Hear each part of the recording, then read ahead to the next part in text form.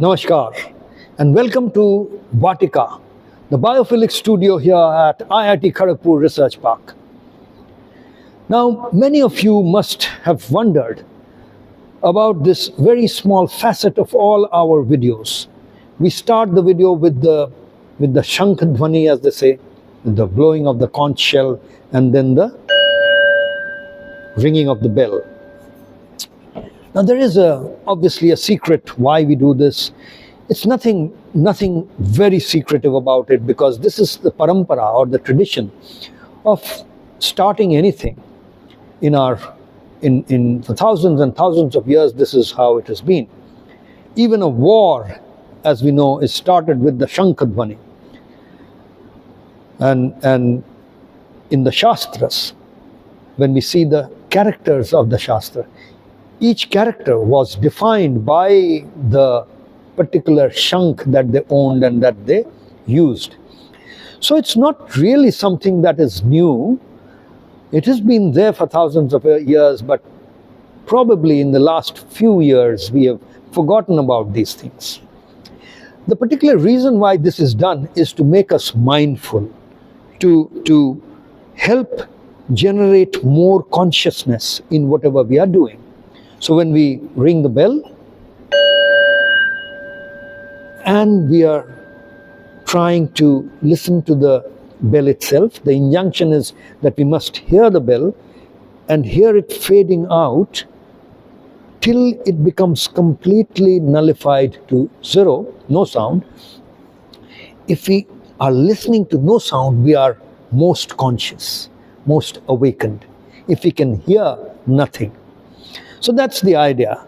So when you wake up, what happens?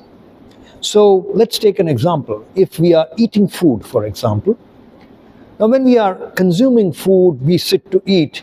If we do this sanskar, if we become, by doing this, or by any other means, any other technology, any other technique, if we become more conscious, it's likely that we will be more conscious of what we are consuming. Now, if we are more conscious of what we are consuming, what is likely to happen? Well, one of the things that might happen, and that happened with me, is something that I'm sharing with you right now, is when I became more conscious and I picked up this or this particular lady's finger, as they say, and I consumed it.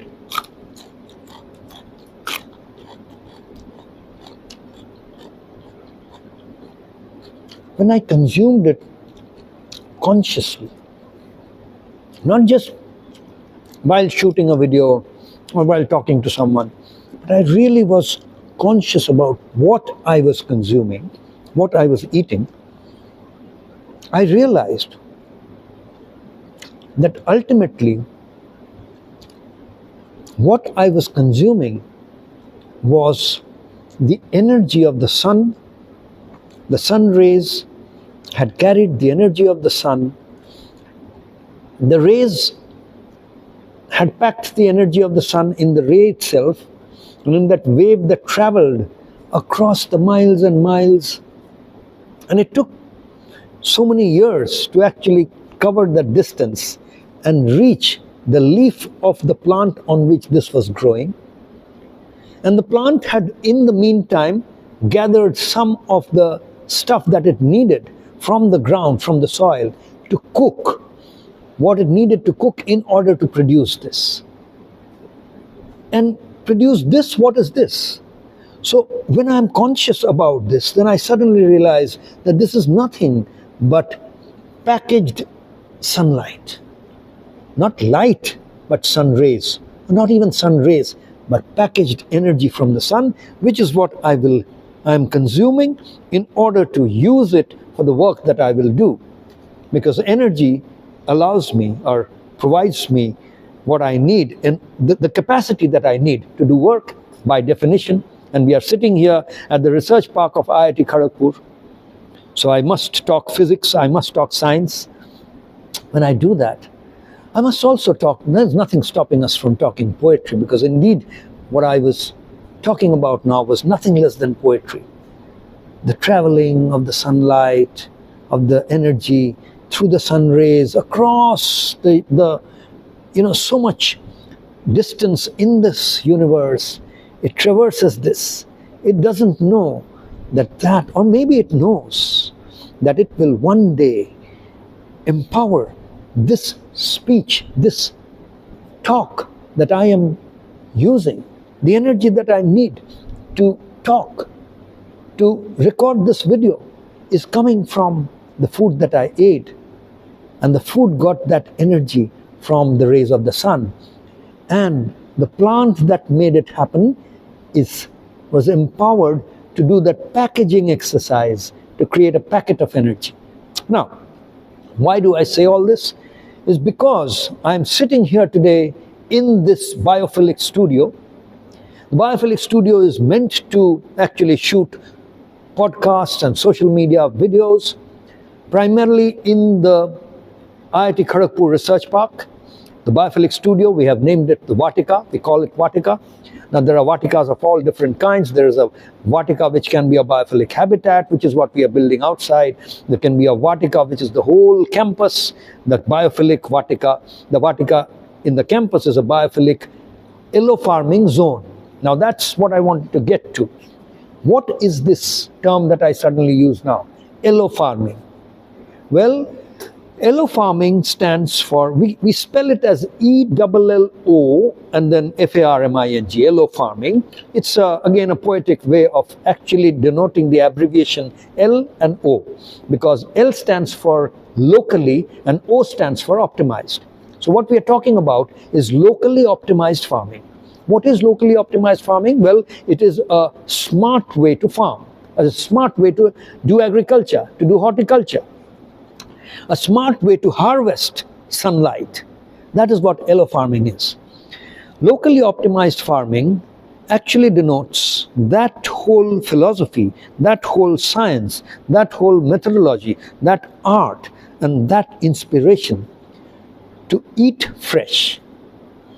And that is why I could pick up the lady's finger and start eating fresh, because when you produce what you eat locally, which is you cut the supply chain and you actually produce it very close to where you will consume, that is what we call locally optimized farming.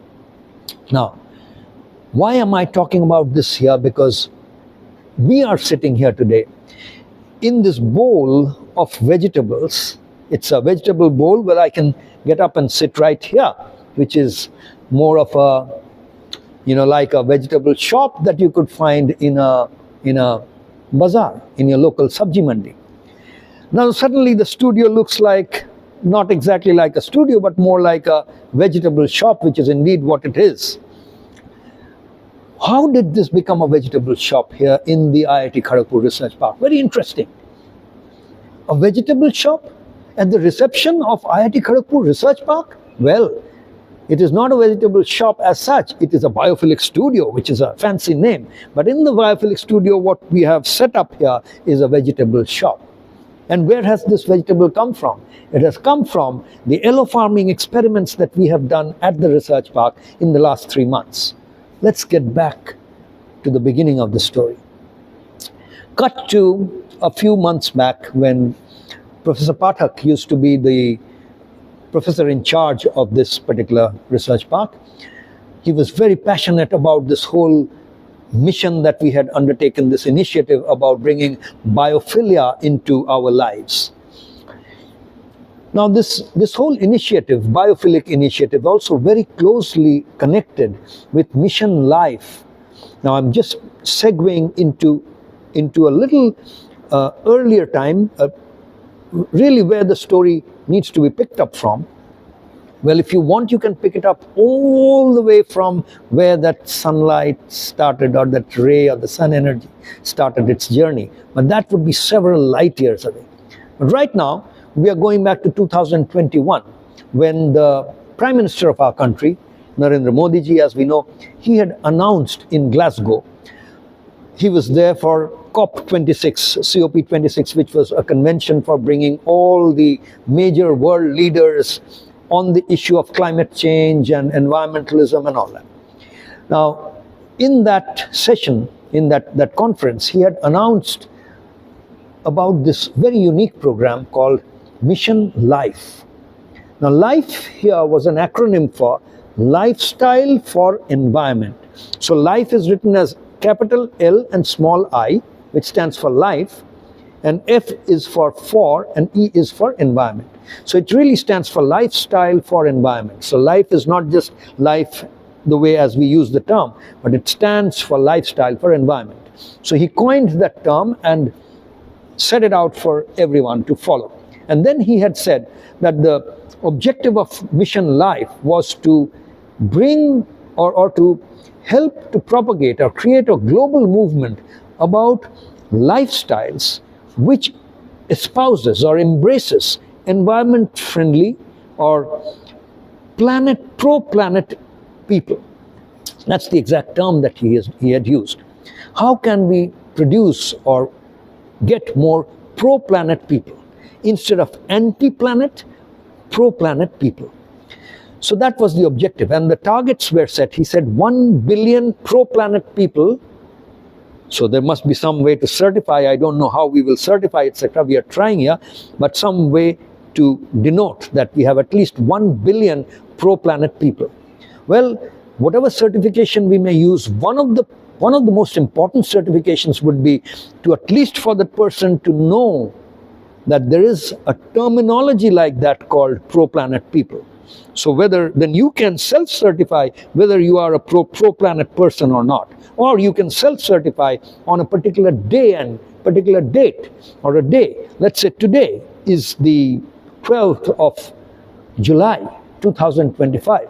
Whether today, right now, at 3:43 p.m., 15:43 hours on this particular date, how pro-planet am I? So you can self-certify if there is no certification agency, let's say, but you can be conscious and try to self-certify. If you were to do that, would you call yourself a pro-planet person, or how much? That's the kind of thing he was talking about. He was establishing these terminologies. Let's become pro-planet. Let's start a mission, a global movement called LiFE. The whole idea was that in this country, in India, we are already culturally very environment friendly. So for thousands of years, people have practiced lifestyles which were very environment friendly. And we know that we drink chai in the kullad, or the kullad, which is the earthen pot that is used all over, and then the shalpata or the patteka thali, patteka things that are used. These were, we would eat in the ceremonial way. The eating would happen on banana leaf. There is a restaurant chain now which calls itself Banana Leaf. So banana leaf, how pro-planet, eating from a banana leaf instead of a styrofoam plate? Well, not even forget if you are saying, well, I don't use styrofoam. Even if you are eating on a steel plate, but you're washing it with soap. And where is that soap coming from? The factory where that soap is getting, the detergent is getting created. That soap that is getting into the water, that water has to now go into, and somewhere it has to get segregated using some treatment plant, water treatment plant. What is powering that water treatment plant? What a story that is. So from that, if you were already consuming using banana leaves, where are you in that whole pro-planetness in your life? So things like that is what he was referring to, and he said that we need to start a movement, global movement called LiFE, instead of the West or the so-called developed nations teaching us how to be pro-planet, how to be environment friendly, how to address climate change. What is it that we can teach? What is it that we can take out to the whole world? That was the crux of that announcement in 2021. And then that became a movement. There were targets set for 2028. Well, we are in 2025, 1.5 years have gone by since that whole thing started as a movement with specific targets. We're still a long way to go, but here at IIT Kharagpur Research Park, and now in the IIT Kharagpur main campus, Mission LiFE is a reality. And this denotes that reality, because this actually stands for the farm to plate model as part of this whole yellow farming experiment, smart agricultural experiment. This is just in 3 months. We started this 3 months back. In 3 months, what you're seeing is the result of what has happened here, the magic that has happened here. So let me get back to where I was a little while ago. Professor Pathak, Professor Khanindra Pathak, a very, very distinguished professor and someone I love to interact with, because just the sheer passion that he brought into this whole movement. He loved the whole idea of connecting everything with Mission Life and the whole Biophilia and all that. And he, despite being in Kharagpur and this research park being in Kolkata, he really synergized and synchronized with our whole idea and encouraged us to jump in and take the plunge and start this research experiment, which we did. So 3 months back, on 25th of March, really, all the paperwork was done. It's IIT, as you know, is a government-run organization, so there has to be a certain amount of bureaucracy built into it, inevitable. And Professor Pathak managed to actually take this program very quickly, in not much time, and do whatever paperwork was needed to start the program off. And lo and behold, on 25th of March 2025, the papers came and we started the program. Poila Boishakh as the first day of the Bengali New Year, so to say, and in many New Years across India starts at Baishakh, which is the particular month of the year. So which starts on 15th of April. That is when it really started. We took about 10-15 days to do all the planning and set everything up. And then the 10-acre campus that that makes up the research park campus here in Newtown, Kolkata, started feeling the pulse of a biophilic movement of Mission Life. So we decided that 10% of all the area that was there within the campus, we would utilize for growing stuff, for producing stuff. Now, what was happening before that? The first time when I had entered this campus, when I saw the big placard, IIT Kharagpur Research Park, being an alumni, I was obviously interested, but this was way back in 2022 or so, or rather, sometime in 2023, early 2023, when I first saw this campus and came in. It was just after COVID, so lockdown had happened and all that. So obviously this place was looking deserted. The entire campus, which was a lot of empty space, other than this particular building where we are here, there's a beautiful auditorium and there's beautiful infrastructure. But other than that infrastructure, it was mostly fields. And in that fields, there were 4 fields, so to say, major big fields. And all of them were at that point of time jungle full of grass. But then very soon, IIT being with this institutional might, it got the contract with CPWD given, all that worked, and we saw that the jungle had been cleared out. And now I saw that every day there were 3-4 people who were running the lawnmowers, the grass cutting machines. Every day grass had to be cut. Now imagine, petrol. Those lawnmowers run on petrol. And that petrol is not just money, because that money is nothing compared to the overall money that IIT needs to spend in order to take this country forward.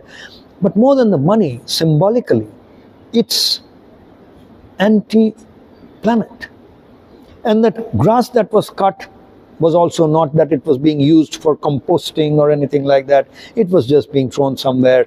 So overall, it was just an exercise to keep going at it and make sure that the greenery was not jungle. It was looked like a manicured lawn. Just to do that, the amount of money that was being spent. So Professor Pathak and I, we sat and decided that what could we do alternatively. So we said that first of all, we will spend a fraction of that money on maintaining this whole place, and even the money that was used in order to just cut the grass, we will utilize a part of it for growing stuff that we can consume. So then everything started, as I said, by Poila Boishakh, which was 15th of April. We had all the plans ready. We decided, we marked the areas properly. The team got into play. The whole Karmiyog team jumped in, and we got the tractors in. It was, I must tell you, it was the heat of summer. And during the heat of summer, it's not easy to take on a job like this. I would have loved to start this experiment during the onset of winter, because that's the time you love to be outdoors. That's the time the vegetables grow and the flowers bloom. And summer is the time which is the cursed time for starting on a project like this. But, lo and behold, that was it when it all came together. So we started. Obviously, it was not easy. It was difficult because water was not easy to get. You had to do whatever watering you had to do twice a day. So we had to set up plans for doing wastewater management. There was a lot of wastewater available here. There wasn't any big pond or anything, so we had to create small ponds. And that because for a long time this was parched, it was summer, so we had to really create artificial small ponds in which we collected the water which we would use. So it was recycled wastewater that we were using initially for preparing the land, because the land was also parched and a lot of grass. So even though you run the lawnmower every day, so the grass is cut, but the roots have gone deep inside. Now anything that you do in order to do farming, the deep roots have to be taken out in order to prepare the land, and for that you have to wet the land, you have to put the tractor. So we tried using tillers, which were simpler mechanisms, simpler equipment to do this. It didn't work, so we had to bring in the tractors. And the tractor, first we created the beds, so only the periphery. We decided to use only the periphery of the land that was available for this experiment, 3-month experiment. Because the paper was on for 3 months, we would do this experiment and we would have to show that what was the result. So planning was done. 41 beds were earmarked, properly measured, and we decided what we would do. Now, if it was winter time, we would have a lot of choice. But during the summer, we know very few vegetables grow. And also, mind you, most of the summer vegetables grow on creepers. So for example, this one, which we call borboti, or this lau, gourd it is called in English. There's different varieties of lau, watermelon, karela, and not the lady's finger, but what we have here is cucumber, jhinge. Most of what you're seeing here, all of this actually grows on creepers. Now, we know that in order to properly get the harvest from these creepers, we need what is called macha, which is just kind of scaffolding, a small scaffolding kind of thing which is created so that the creepers can kind of go around it and get all the sunlight, and so that the produce or the vegetables don't just languish on the ground kind of thing. But in this case, what we decided is that we would use the scaffolding, which are much bigger scaffolding. The ones that you can see probably in the video are bigger ones, because that cost us a little more. But the whole idea was that this is IIT Kharagpur Research Park. This is aspirational for this country, for this nation, for society. So when children come here, and this is a place where there is an auditorium, and this is a place which is not just for sitting inside the glass room and elitist research, but also for outreach and taking the message of science and technology and research out to the masses, out to the growing population. So we intended that at some point of time we would have visits from children in the auditorium. We would have programs where we would do outreach programs to take the message out to the whole world. So when children would come, instead of sitting in the auditorium and listening to theory, what if they could actually walk in a vegetable forest, which means a tunnel made up of vegetables, where the vegetables are hanging, just like in a cave. They would see stalactites, stalagmites and all that. How many children growing up in the best, or studying in the best, most elite, most expensive school in the best of metro cities get a chance to actually learn whether this grows in a creeper or whether this grows in a big tree. Now, having done that, we knew that if the children got a chance, or why just children, elderly, senior, everyone who's not seen where this grows, Now when the camera goes through that, you will see all these vegetables hanging from the tunnel. Oh, what a scenery to behold. Well, people go all the distance on vacations to ski in the Alps and, see this volcano erupt and this and that. Let me tell you, this is no less. One journey through the vegetable tunnel, and if you can actually awaken yourself to the possibilities of what that stands for, it's nothing less. So that's what it was designed for, and I must tell you, all the vegetables that you see here today have been plucked from the tunnel where it was hanging. And even now the ones that have not been plucked, which are small, which are in the growing phase, are all hanging there, and it's an experience. And I beckon anyone who's listening to this to make that tirth, that trip.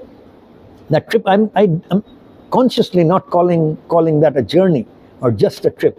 Make that a pilgrimage and come here and take that walk through the tunnel and see how these yellow farming vegetables are hanging from the tunnel. It's beautiful. So these are the kind of things that we did. Of course, some of the beds we have put plants that will harvest in a much longer period of time. For example, turmeric or ginger. These take a longer time. These are rhizomes, as we know. It will take probably a year and a half or 2 years. But already what we planted, the plants have come up, they are growing, and it looks so better, so much better than just the plain hedges that are generally you see in every housing society or every landscaped place where all day some gardeners are just pruning the hedges. Here, we are actually growing ginger, growing turmeric as hedges all around. Now, apart from that, we did other things like kochu and ole and all those kind of things. And of course, in the small ponds that we had created, we put fish, because otherwise there is always problem of dengue, stagnant water and all that. So we put fish. These were not big enough to do fish farming as such, but what we did was decorative fish. So in the small ponds, we put decorative fish, which already started breeding, and which is now, those fishes are coming into the paludorium, and they will be utilized also to decorate the Durga Puja that we are planning to organize here, where the whole pandal will be a biophilic pandal, where there will be not only plants and I must ask Tanmay, who's behind this camera, to zoom out and actually show the studio, because where we are sitting is a biophilic studio. And it's very important that all of us understand the meaning of this term biophilia. So biophilia comes from like biology, as you know, biosphere. So anything that has life, where the impulse of life is beating, that is called bio. The prefix bio stands for that, and philia, as you know, stands for love, or the impulse of liking. That is what philia means. So biophilia or biophilic means love for anything that has life, which really means environment friendly, nature friendly, connecting with, rediscovering your sacred link with nature. That is what all of this means. So this biophilic movement, as we can see, started through the connection with mission life.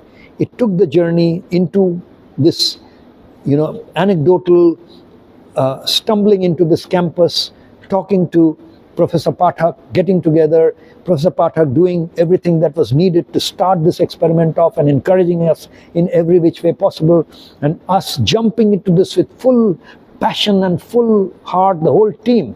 Well, you may think that because I am speaking, you may think that I am the one who's doing all this, but actually there's a big team, and it's their effort, their talent. It was, as I said, peak of summer, and during summer it's not easy to work in the afternoon in the sun, so they would start right early in the morning. As you know, at Karmyog we start the day at sunrise, exactly at when the sun rises, so the shankh blows and the national anthem happens and the team gets to work. So they would work before and finish their work before the sun really became hot, and again in the afternoon, late afternoon, they would work. So all this happened, and today, lo behold, I am here to share the prize, the rewards, the award that you are seeing with your eyes today, this is what it is. We are sitting here in this vegetable shop, as we can call it. The studio has suddenly been transformed into the vegetable shop. There's much more. This is all yesterday evenings. They had decorated this place for the shooting, and today's produce is already out there, and we don't have space to put them here. Now, TCS, which actually occupies 2 of the floors in the research park, have almost 200 people who are working here. So there is a canteen which runs here, which Pritam, the person who runs the canteen, he has very kindly agreed that he will actually help us in this experiment that we are trying to establish, and he will utilize what we have produced in his cooking. And then cooking, well, I am consuming raw stuff, which you can if you are eating fresh stuff. Because LO farming, or locally optimized farming, is all about fresh. It is also about harmful chemical and pesticide free stuff. Yes, it is about all that, but most importantly, it is about eating fresh. So getting back to where I was, Pritam, who runs the canteen here, has agreed, and there is a 3,000 people strong housing colony, gated community just across the road. This is Kolkata, New Town. So we have a Vatika there also. So we will offer all this in commercial terms to those places. The idea is that, first of all, we are able to do the maintenance at a fraction of the cost of the maintenance that was being done earlier. On top of that, of course, we have had to make some investments into the land preparation and stuff like that, which is all a one-time investment. It does not mean that those investments will be required over and over again. On top of that, with the maintenance cost itself, we are able to grow all this. And now, by commercializing this, we plan that within 3 years, we will make this campus completely self-sustainable in terms of maintenance. Not just sustainable. The idea is that we should be able to give back something to the campus. So already we have remitted a small amount of money based on whatever we have sold out of this. 20% of that we have already remitted to the IIT Kharagpur Research Park account. Just like, we have we have that whole agreement in place by which we are running the studio. So by making the studio itself, shooting this video, a part of this whole vegetable LO farming experience, we are able to actually honor the revenue sharing terms that we have already signed up with IIT Kharagpur, and based on that we have already remitted. So imagine, instead of symbolically, this is not big money yet, but symbolically we have already been able to convert this from an expense to a revenue side. Now it will take time to really do that properly, so we estimate in about 3 years. From a management perspective, that is the decision. From a research and development perspective, let me come to that now. Well, from a research and development, from a scientific perspective, because we are doing this whole experiment in the research park, we are already able to document everything that we are doing. First of all, we are utilizing a lot of smart agricultural practices. When we say smart, it doesn't mean only modern. It means the most beneficial aggregation, or the most intelligent aggregation of everything that our traditions have to give us, combined with everything that modern science and technology have to provide. So we are bringing these together.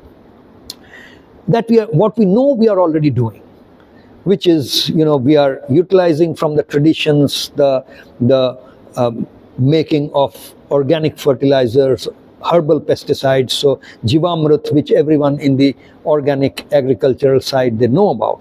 So we have produced our own Jivamrut. We have collected all the raw materials that are needed to do that. We have utilized fertilizers which are completely herbal, organic, so made of organic fertilizer we have bought from the Goshala. That Goshala itself is very unique because it is only desi cow, as we say, only desi cows are this, desi guy, and in that particular goshala, they don't feed anything that has any intrusion of harmful chemicals or anything to the cows. So the cows are also get a chance to eat grass, and their fodder that they eat is all of organic nature. Then they collect all the dung, and they take almost 4 to 5 months to actually make the fertilizer that they make out of it. It is a little expensive. Then it was not so expensive once upon a time, but now because people have come to know about it and there's a lot of demand, so they have also raised the price a little bit, but we managed to get that, and that's what we actually utilize to grow all this. In the beginning, my team was a little apprehensive because the herbal pesticides and all that we had created, and the neem oil, etc., that we were using was not very effective when the plants were small. But we persisted and allowed them to grow up with this, so the plants actually build their own resistance, and you can see the results. You know, the plants are now strong enough. If you go out into the field, I'm sure the videos will show you pictures of how healthy the plants are. So they have survived, and of course there are other things which are important things for all of us to share and understand. So this is a campus, 10-acre campus with a 10 feet high wall. Now that is not something that typically any farmland would have, because it's a secure campus, so it's already a 10 feet high wall. Now I am told that the farmers who were working on it told me that the pests for which we have to apply pesticides, those pests are less because they can't scale the walls. Most of the pests actually, or many of the pests, hover around a certain height. So if they have to scale a wall and come somewhere, it's less likely. So these are small nuances. Again, how true, how wrong needs to be, more knowledgeable people will confirm this. But that's the whole exercise, that this is a research project through which we are getting a chance to really explore. We are doing explorations of the influence of particular kinds of audio, like the Shankhdhwani or Shastra, the chanting from the Shastra, or particular ragas, or particular AI generated music. What is the effect of such kind of audio on the growth? These are the kind of experiments that we are already doing and plan to do more. And because this is the research park, so we can document all this. And the best thing is, and this is very important for the people out there who are leading this country to understand, that through this experiment we are already collecting a lot of data. Any research project is about collecting data. Now, the biggest research project that is happening in this whole planet today is the research around the LLM model and all the AI models.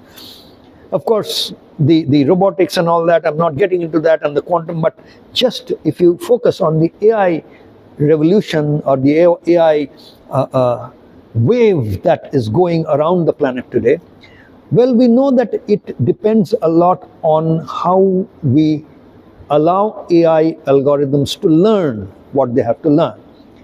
Now, I must tell you that right here, through this experiment that you are seeing here, our farmers who do not know English. They don't know English. They don't even know Hindi properly in many cases. They speak Bangla. Now, they are using their own language, own mother tongue that they have, to train AI about what they know, about their experiences. Because when we are capturing data, we are not giving them forms to fill up and all that. No one is going around with a form. This is what is happening. Our video team is going around and just capturing stuff, and people are talking. And when the person who's working, that my colleague, my teammate, my farmer friend, who's brothers and sisters who are working out there in the farms, they are just, we are relating to them, talking to them. And through all that discussion, whatever is being captured is being converted, analyzed using very, very, very effective AI tools to analyze the data, squeeze it out of it, squeeze out what is useful, what is not, take out of it, and gather all the data and help the algorithms to learn even more. So tomorrow, when we use algorithms to actually decide on what kind of spraying to be done, or what kind of agricultural or horticultural intervention would be best, and we depend on the algorithm to provide us the answers, we know that it would have the benefit of using a lot of the data that we have been providing. Now, imagine, isn't that something that can be scaled up all over the country? Every farmer who's working in the field now not only is a farmer friend or a farmer brother or a sister who's producing this, but is also a teacher, an acharya, a shikshak to the AI model. That is a new role, provided we can do that, and we are already experimenting and doing that here, and there is no reason why that cannot be scaled up all over the country, everywhere. And that's one of the kind of thing that this research park is meant to do. And indeed, under the mission LiFE and part of the whole Biophilic initiative, we are incubating startups. We are in the process of starting off incubation of startups and all that to really get into this. But coming back from that into the brass tacks is, here we are sitting here with all this produce, packaged energy from the sun, waiting for you to get mesmerized, to celebrate the best that nature can offer to you. Through these experiments, doesn't require the great cognitive intelligence or cognitive power that people who get into IIT or the stakeholders in the IIT system pride themselves for. Just a bit of common sense, idle spaces, and that's the message of this video. How many of you are sitting on a chair which gives you decision-making power to make decisions? If you are sitting on a chair where you have the decision-making power about a factory, about a residential complex, about your terrace, about your rooftop, about a balcony, about your backyard, about a park, about a public space where all that you need is sunlight coming. You don't even need a lot of earth or soil, because with all smart agricultural practices, all that can be taken care of easily, and we are doing that in yellow farming. So as long as you have access to sunlight and you have space, if you can make these decisions to become a little smarter, allow yellow farming to come in and allow these plants to harvest sunlight and sun energy and package it for you and provide it to you without the layer of pesticide, harmful chemicals or pesticide, and fresh, how good would that be? And along with that, all the collateral benefits of letting this inspire the whole new generation to become more nature friendly, to become more pro-planet, to rediscover their sacred link with nature.